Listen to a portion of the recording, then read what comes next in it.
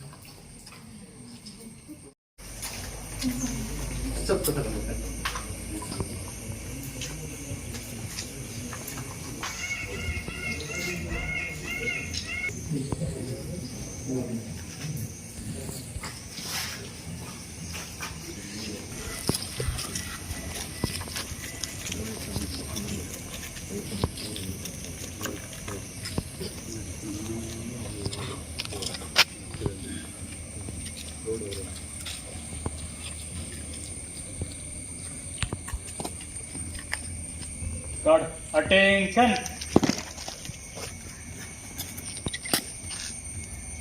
God, slow pump.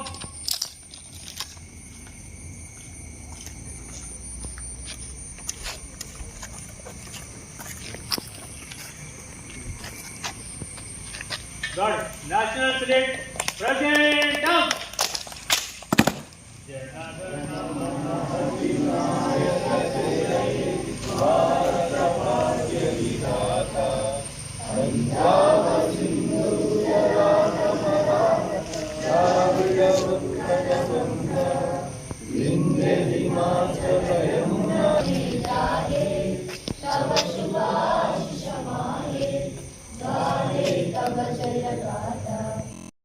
So firm.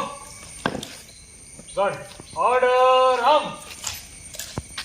God, stand at it.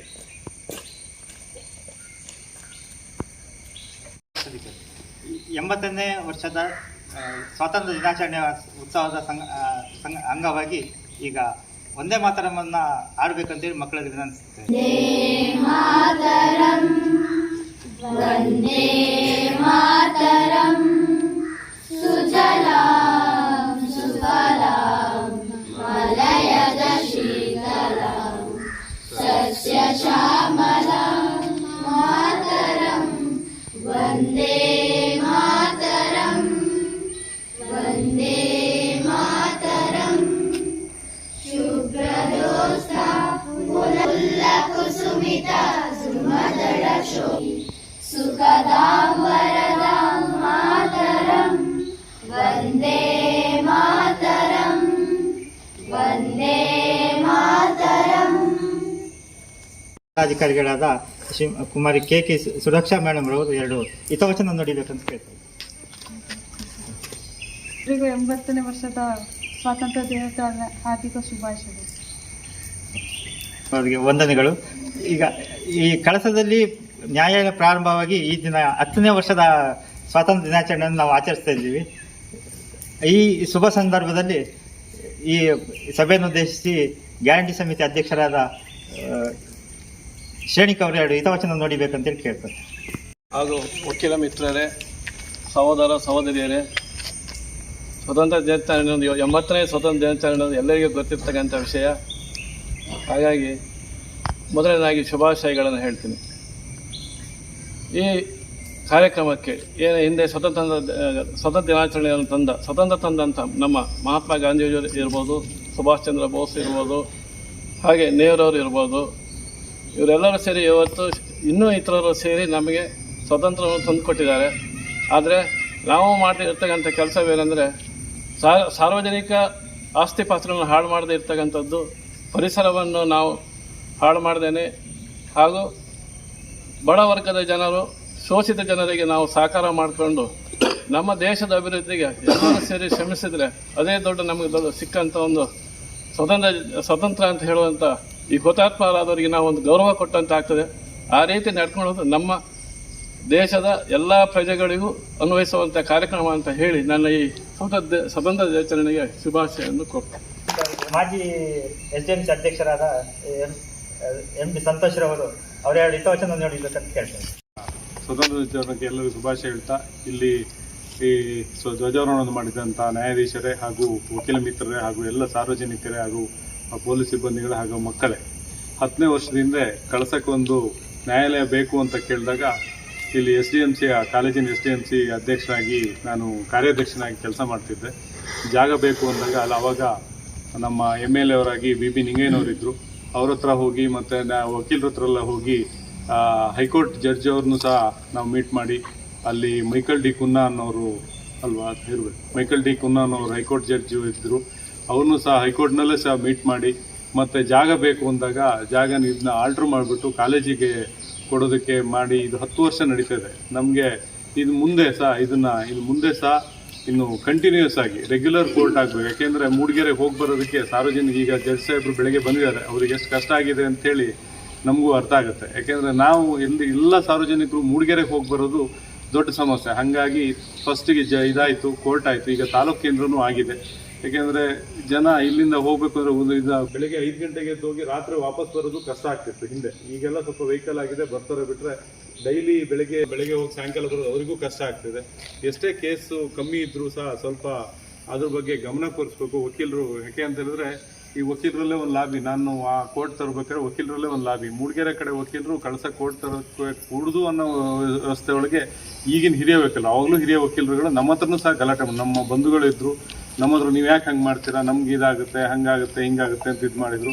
ಆ ಟೈಮ್ನಲ್ಲಿ ತುಂಬ ಹಠ ಮಾಡಿಬಿಟ್ಟು ಮೂಡಿಗೆರೆ ಜಡ್ಜ್ ಒಬ್ಬರಿದ್ರು, ಹೆಸರು ಮರ್ತೋಗಿದೆ, ಜಡ್ಜ್ ಸಾಹೇಬರು ನವೀನ್ ಸರ್, ಅವ್ರು ಬಂದರು. ಅವರಿಗೆ ಕ್ವಾರ್ಟರ್ಸ್ ಸತ ರಿಪೇರಿ ಮಾಡಿಕೊಟ್ಟಿದ್ದು, ಅಲ್ಲಿ PWD ಕ್ವಾರ್ಟರ್ಸ್ ಸತ.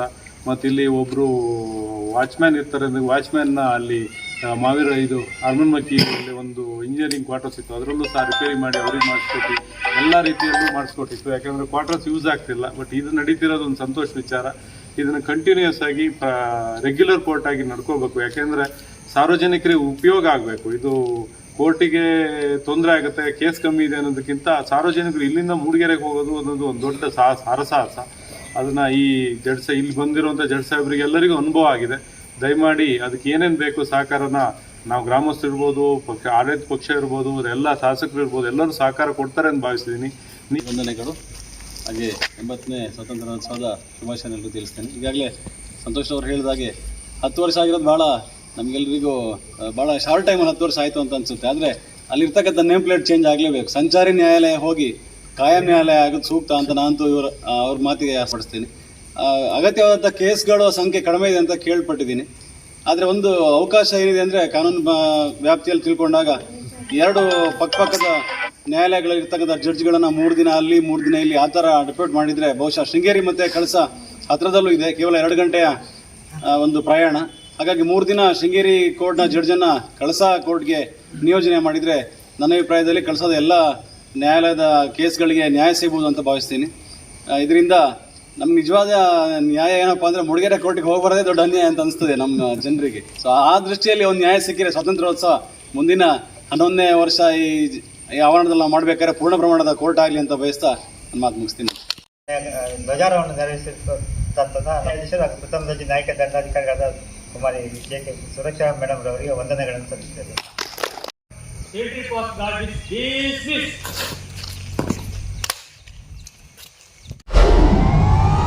ವಿಡಿಯೋ ನೋಡಿದ್ದಕ್ಕೆ ಧನ್ಯವಾದಗಳು. ಮುಂದಿನ ವಿಡಿಯೋದಲ್ಲಿ ಸಿಗೋಣ. ಕ್ಷಣ ಕ್ಷಣದ ಸುದ್ದಿಗಾಗಿ ವೀಕ್ಷಿಸಿ ನ್ಯೂಸ್ ಕರ್ನಾಟಕ, ಸದಾ ನಿಮ್ಮ ಜೊತೆ.